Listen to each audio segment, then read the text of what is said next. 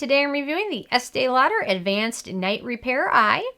And if you want to help keep this channel independent, please check out my products at the Amazon link below. So, recently I've been getting into Estee Lauder, trying some of their products. And their Advanced Night Repair Eye Synchronized Recovery I thought I would give a shot to. And I'm going to let you guys know my thoughts on it based on my Sarah score scale. I'm also going to be reviewing the Advanced Night Repair Serum as well, so stay tuned for that one in the next day or two. My first criteria is packaging, and I'm not a huge fan of the packaging. That's probably the biggest downfall with this product because there are a lot of good things to like about it. The packaging just isn't the most convenient. It comes in a jar, and it is kind of messy, so you definitely have to dip your finger in a little bit.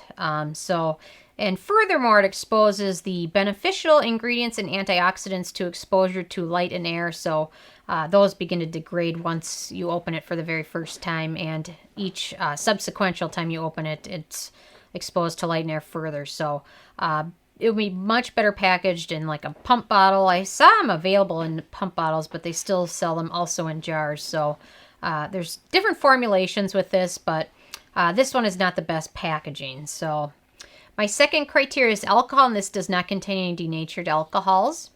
My third criteria is fragrance, and this is fragrance-free. And a lot of the Estee Lauder brand products have some fragrance in them, but that's what I really like about this particular line of them. The Advanced Repair line is that they're fragrance-free for the most part. So like that. My fourth criteria is the manufacturing location, and this is made in the U.S., so I don't have any issues with that. My fifth criteria is ease of use, and you're definitely going to want to dab a little bit gently around your eye and orbital bone using, they usually recommend your ring finger, but I think that's just so you're using very gentle motions with this. And it's definitely a light gel texture to it, which feels very nice and very silky when you apply it. So definitely use very light motions. You don't want to stress the skin around your eye area because overstressing it and tugging and pulling on it can kind of cause the elasticity and the collagen to kind of wear down in that area, which can make the possibility for more fine lines and more sagging and things like that. So definitely be very gentle, but it's very easy to use. Feels very nice when you're applying it. Very silky, very hydrating. The other thing is if you want to use it in the morning, when I used it in the morning, it didn't mess with my makeup at all. It absorbed rather quickly, so I didn't have any issues with that. But it worked well in the AM and the PM, but I really like that it didn't mess with my makeup. And it seems to play fair with other products, especially when you're layering them. So very easy to use. My sixth criteria is antioxidants, and it's got quite a lot of good antioxidants, which are degrading since this is opened.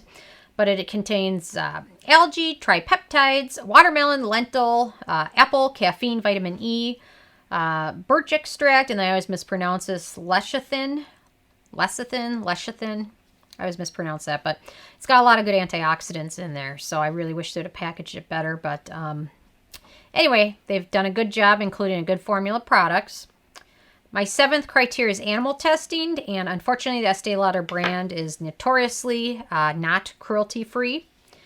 Hopefully that'll be changing soon. I don't know if you know, California passed a law. I'm sure somehow they'll skate around it, but the law they passed basically said that the sale of cosmetics in the state has to be cruelty-free. So I'm interested to see what all these cosmetic companies are going to do when this takes effect in a year or two. So I'm sure they'll find a way out of it, but it's a good thought anyway, so we'll see. Maybe it'll make some changes happen. Number 8 is performance, and it performs quite well. It left my eye area feeling very soft, very hydrated. I didn't notice a huge difference in dark circles. A lot of that is genetic, so really covering them up is the best option. But you can definitely treat them. There's nothing wrong with that. Fine lines. My eye area definitely did look a little bit more youthful when I used this. And the other thing to note is you don't necessarily always need a specific eye cream. If you're using a good lotion all over your face and a good serum, there's nothing wrong as long as it's fragrance-free and doesn't have a lot of alcohol in it. Wrong with applying around the eye area. If you have specific concerns like dark circles or specific fine lines or sagging, there's absolutely nothing wrong with adding an eye cream to it. But if you're using a really good product, serum and moisturizer, you don't necessarily need to go out and buy a separate eye cream. So I just wanted to note that. For a long time, up until like a year or two ago, I never even used a separate eye cream until I kind of got interested in all these skincare products. So you don't always necessarily need a separate one, I guess, is what I'm going to say. So, and you know what, the other thing I noticed on it was the marketing claim of this is 10 times concentrated repair technology, which is basically a bunch of marketing jargon. I don't know if they've proven that this is 10 times concentrated repair for anything. But it's interesting to see all the marketing claims. And Estee Lauder is really great with their marketing.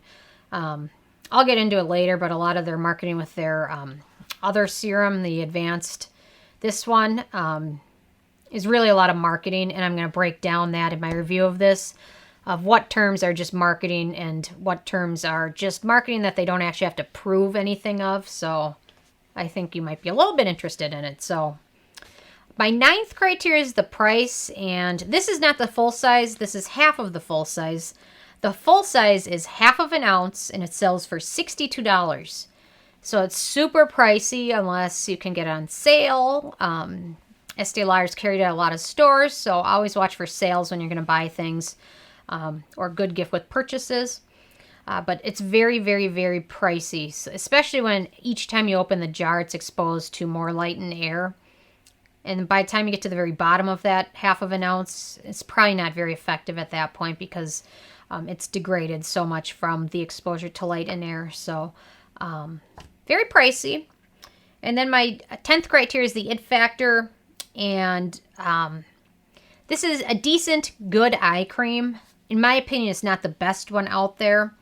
I've tried a lot of eye creams, and my favorite is going to be the Drunk Elephant Shaba eye cream. It's got a lot of good antioxidants, and it's packaged well, and price point is right around the same, but it's packaged more effectively. So the other thing I want to mention when I'm talking about the it factor is be careful with this. A lot of people have had allergic reactions to this, and I've read a lot of reviews by people that have had allergic reactions. None of them specifically noted what ingredient they thought caused it. So I'm not exactly sure. On the ingredient list, they list caffeine. A lot of people can be sensitive to that. So I'm not sure if it's the caffeine, but they reported that after the first use, their eyes got red, swollen, and puffy, to the point where it was very puffy, like even the next day after they rinsed it off. So I'm not sure if it's caffeine. Another ingredient in here is sodium lactate. So I'm not sure if they are allergic to like possible milk ingredients, and that's what that is. They also have iron oxides in here, so I'm not sure if that was what was causing their allergy. I wish some of those people might have said what they thought it was. Preservatives, BHT, I'm not sure what it was. So I just, reading that many reviews from people that had allergic reaction, if you're going to try this and you haven't tried it before, do a test patch on your arm first, because I think you can probably weed it out before you ever get to that point. It's not fun when your eyes are itchy and red and sensitive and swollen. So just test it out first. It's better be safe than sorry with that. So, and I really wish if people would post something that they were allergic to it, that they might say what they thought it was, or they probably have no idea what it is. So just be careful. When I read that much, it's something to be aware of. So overall, it's got a 6 out of 10, which is okay. It's a decent eye cream.